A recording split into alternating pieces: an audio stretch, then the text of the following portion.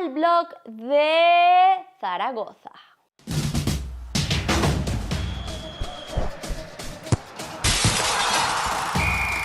Su nombre actual, Zaragoza, procede del antiguo topónimo romano Caesarea Augusta, que recibe en honor al emperador César Augusto. Los primeros vestigios humanos encontrados en la ciudad pertenecen a la prehistoria, concretamente al siglo VII a.C., hacia el final de la Edad de Bronce, y corresponden a unas cabañas de adobe que se situaban en la confluencia entre los ríos Ebro y Huerva. Desde el siglo III a.C.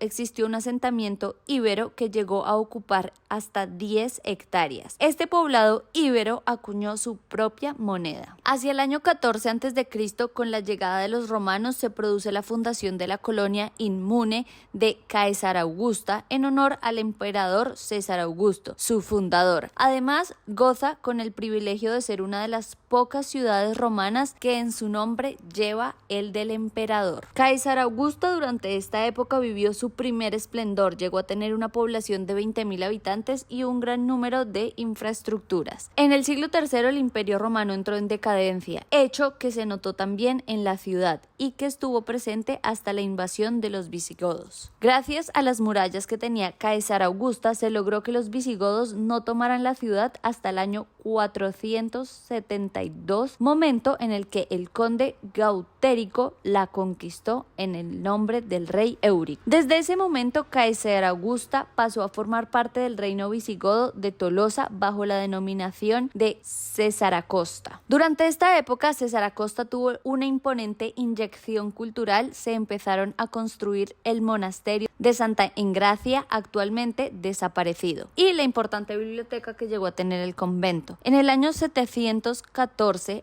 Cesaracosta es tomada por el ejército musulmán, pasando a formar parte del califato de Córdoba hasta principios del siglo XI, momento en el que cae el califato y se constituye la taifa de Zaragoza. Empezaban de nuevo 100 años de máximo esplendor para la nueva Zaragoza. En esta época, Zaragoza se convirtió en una de las principales ciudades comerciales del occidente de Europa y su población llegó a los 25.000 habitantes. Además, la urbe también creció en extensión, se le dotó de nuevas puertas a su muralla, se construyó el Torreón de Zuda, torre del palacete edificado junto a las murallas romanas y que servía de sede para el gobierno local, pero sin duda la obra más importante que dejaron los musulmanes fue el Palacio de la Aljafería, declarado Patrimonio de la Humanidad. En el año 1118, Zaragoza fue conquistada por el rey Alfonso I el Batallador,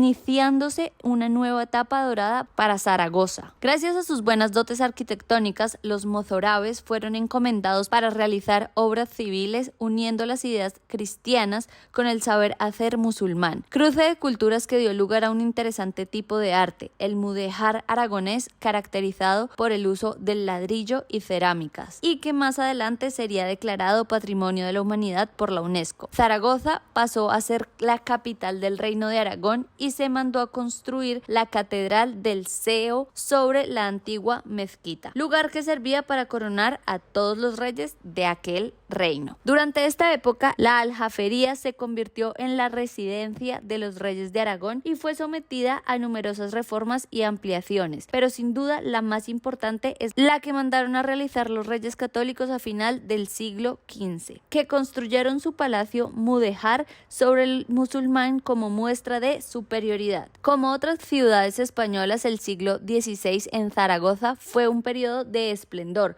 Se construyeron un gran número de palacios, iglesias y edificios públicos. En esta época la ciudad tenía 25.000 habitantes y se realizaron importantes construcciones. En ella, una de las más significativas fue la Loja, donde se llevarían a cabo actividades y relaciones económicas.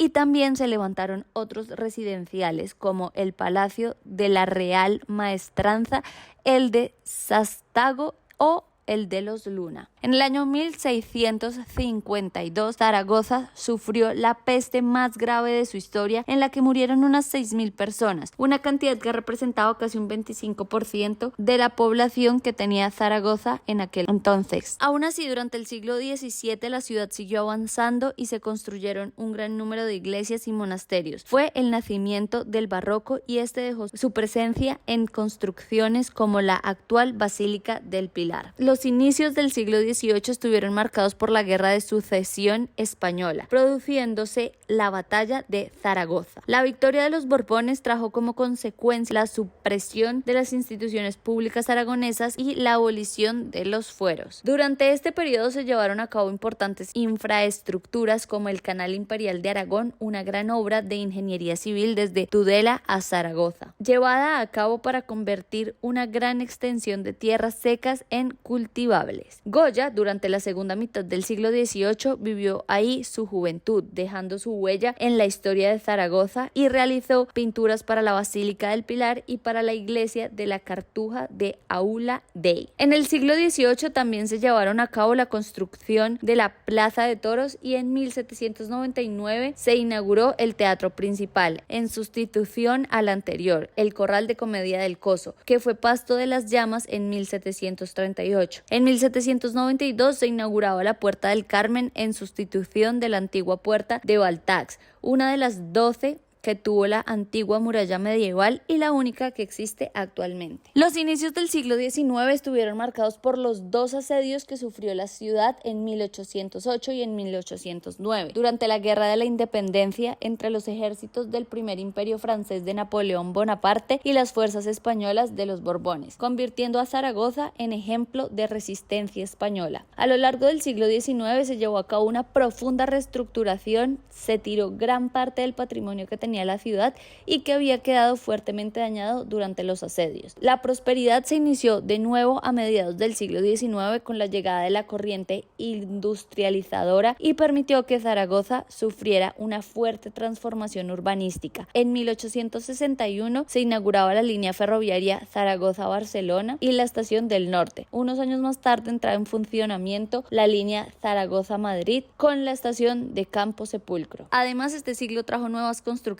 como el Puente de Hierro y el antiguo Paranifo de la Universidad de Zaragoza o el Matadero Municipal. Durante el siglo se dibujaron gran parte de las avenidas y paseos más importantes como el Paseo de Sagasta, la ampliación del Paseo de Pamplona o el cubrimiento del río Huerva para dar lugar a la Gran Vía y al Paseo de la Constitución. Tuvo lugar también la Guerra Civil Española y el franquismo, instalándose un gran número de pequeñas y medianas industrias en las afueras. La vuelta a la democracia devolvió la autonomía a la región y comenzó otra transformación en la historia de Zaragoza. Se comenzó a recuperar gran parte del patrimonio que se encontraba en un estado ruinoso. El Palacio de Sástago, como otros palacios, fueron convertidos en espacios públicos para ser utilizados con fines expositivos y gubernamentales. La llegada del AVE y la celebración de la Exposición Internacional del 2008, que se realizó en la ribera del Ebro, dieron un impulso a la ciudad, convirtiéndola en un referente en la organización de eventos y congresos y transformándola